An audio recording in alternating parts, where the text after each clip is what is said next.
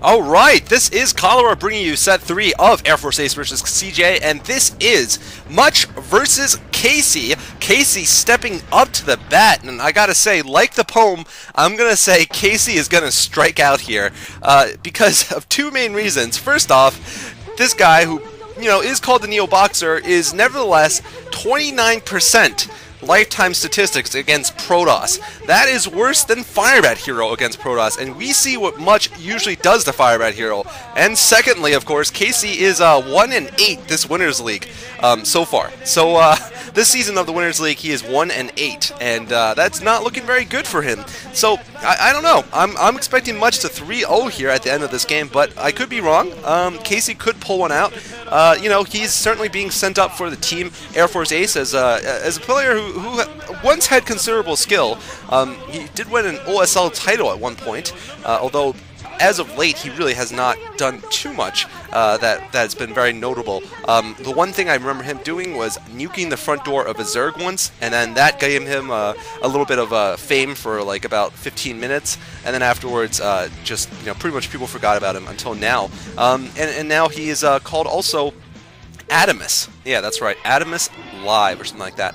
Anyway, 2-0 CJ Entis, so Casey really needs to not strike out here, and we'll see how he does here on Neo Harmony. Now, the one thing he has going for him, though, is the fact that Neo Harmony is a pretty bad map for Protoss in general.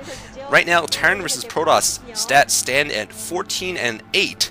It definitely is a good map for Terran against the Protoss race, because the Protoss's natural expansion is approachable from two sides. Terrans can stream vultures there, and it's also pretty hard for the Protoss to pick up a third base. There's a lot of ups and downs on this map also, which make it a very good map for a siege tank push. Siege tanks dropped places, and siege tanks pushed different places. All sorts of siege tank play has often been dominant on this map, and generally Terrans are fun, fun races to play on this map, I think, because of the different hills and the temple that leads to your natural and all that. And check out these Ace fans here.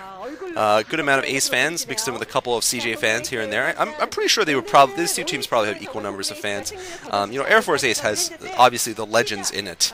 It is almost by definition the team of legends, of people from old who are very famous. Speaking of legends, here's a legend you do not know of, most likely. I just found out about him a couple of days ago, but while we're on the topic of, manly men like Reach, Samuel Whitmore, a patriot in the American Revolutionary War, fought at the Battle of Lexington and Concord. He was 80 years old at the time. He actually saw the British march towards Lexington, and on the way back, Samuel Whitmore decided to ambush them single-handedly from his farm fence. He brought a musket and 2 dueling pistols and a sword. He shot one of them with his musket, and then he pulled out his dueling pistols and shot 2 more, killed 3 in total, and then pulled out his sword when a group of soldiers charged him. They shot him and bayoneted him 13 times and left him to die in a pool of his own blood. And instead of dying, he lived for another 18 years, dying at the age of 98. Now that is pretty freaking manly right there. Samuel Whitmore, do check him out. He is the state hero of Massachusetts. Just for you guys who are interested in men and manly men and history. Not just interested in men, of course. Those would be... I could tell you other stories about that, but it would be inappropriate for the children here. Anyway, it looks like we're seeing standard tech builds here, which is part of the reason why I decided to tell my little historical story here. Because really not much going on here on Harmony. Looks like both players even sending out pretty late scouts. Actually, no, looks like the Protoss player, Much, gets in here with his probe, and is going to spot the factory going up. I believe Much was going for 1 gate core, pretty standard. And the probe will get chased out as fast as they got there. It looks like, unfortunately for Casey, he's going to scout last here with his scouting SCV, so he's going to be completely in the dark by the time he gets there. And Much has 2 probes out in the field. He could be setting up a proxy, and we are going to see a proxy here. Yeah, Samuel Whitmore, W-H-I-T-T-E-M-O-R-E. He killed 3 British soldiers at the age of 80, and then he got bayoneted to death. Almost 14 times he got bayoneted, and he lived. That's just so baller. Like, seriously, you don't just live. You're so manly. You're like, I'm not just gonna live like for the next month and survive these wounds. I'm gonna live another 18 years just to show you. Okay, I'm gonna live until I'm 98. freaking awesome. Anyway, Templar Archives going up. Whoa! Observer did not show us that. We're going to be seeing some DTs here, and most likely a proxy DT rush. It does look like he's going to put some gateways down. Yeah, and if you check out the series that I did with Moltrap recently in the game between Bisu and it was Fantasy, I think. It was a Terran player on SKT. No, not Fantasy. Bisu and what am I saying? Bisu and Haya. Yeah, Bisu and Haya on Tau Cross. Very, very good match. You should check it out. And there was definitely some proxy DT action there, which was pretty hot to watch. Anyway, so the Scout does not get into much's base, and we're seeing 7 Marines here, which means that we're going to be seeing a fast push here. This is actually turning out very similarly to the game between Bisu and Haya. I gotta say, this is almost identical. I'm not sure if that series is going to be out. Probably will be by the time this is up, but do check it out on Vile Attack. Moltrap and I did commentary of that, and just notice the similarities. Now, the question is the DT going to be behind these Marines and that tank? You know, with this fast push, probably with Spider Mines afterwards, if the DTs get in between that force and the main base, then we're probably going to expect Casey to get destroyed here, because he's gonna mine up the front of the Protoss' base here, and oh no, he doesn't even know yet. He doesn't even know. Now he knows. He's like, oh man. So he might mine up the front of the base, but if forces can get into the back, it's all over for him. And it does look like he is looking quite nervous here. He's gonna plant some mines. He does have another vulture. Now that's pretty good. If he has this other vulture is gonna take out.